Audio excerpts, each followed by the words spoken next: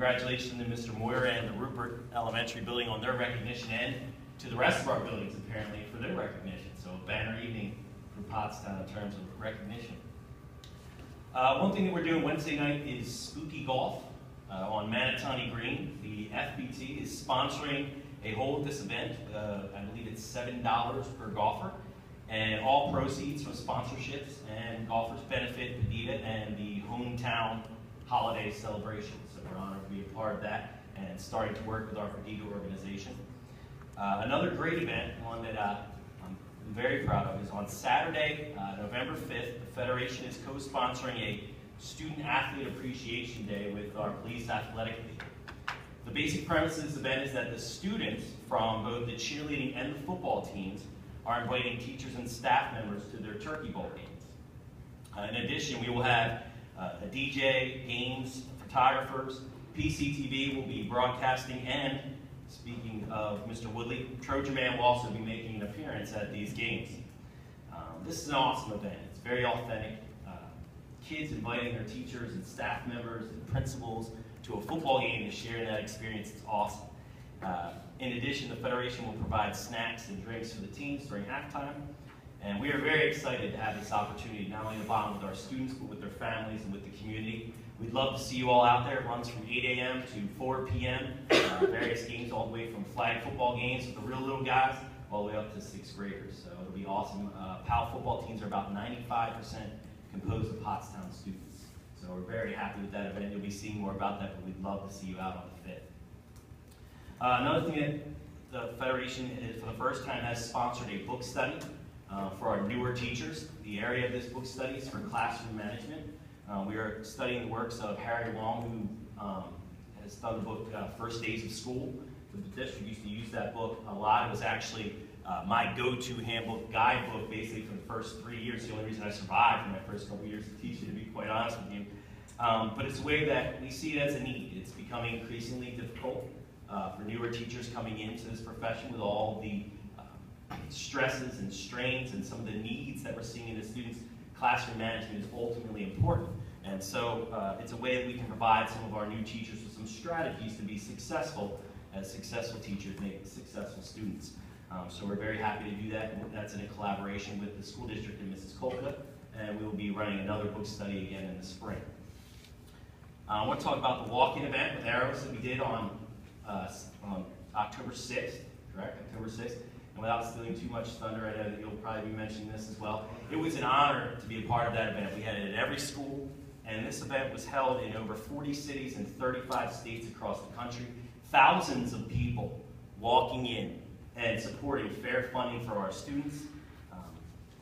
And I want to thank Mr. Rodriguez for his role in this as well.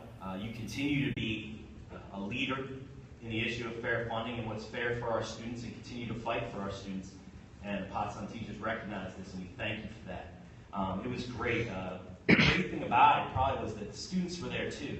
And so they got to hear teachers and principals and see board members and people out there for them. And I had numerous students of mine, both past and present, asking about it during the day. And what was that all about? What were we talking about? It led to discussions in multiple classrooms. And they were so impressed to hear that we were up there fighting for them. And it made them feel so good to realize that, hey, we are on the same team. You know, you might be the guy that makes me do homework and tries to make me do classwork, but you're fighting for me.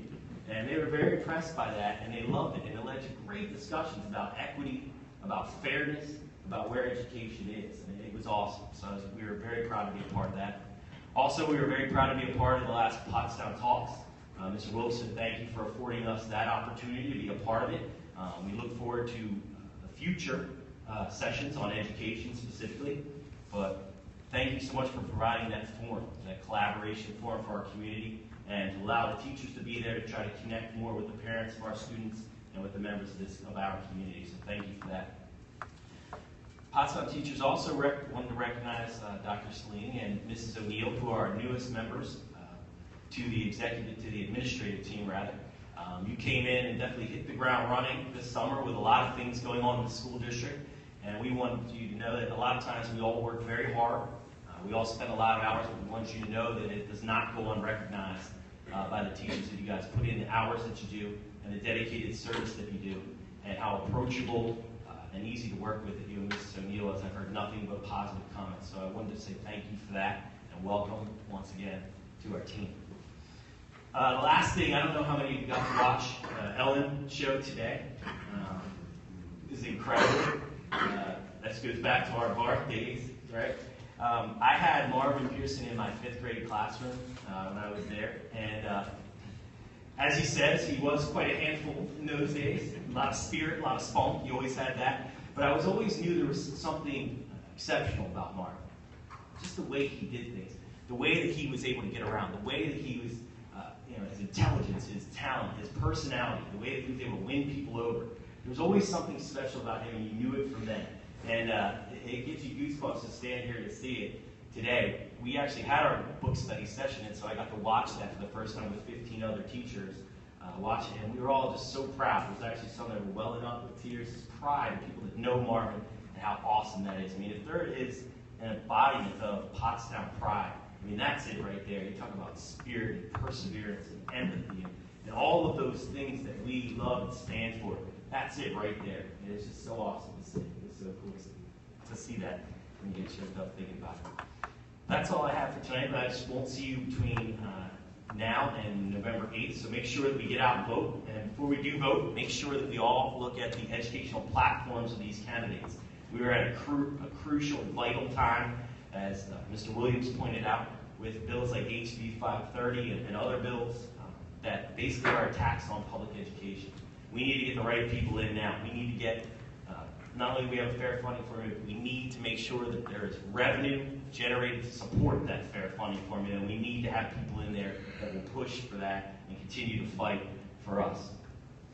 Other than that, happy Halloween to everyone. So that's next Monday, and I will see you next time. Thank you. Thank you.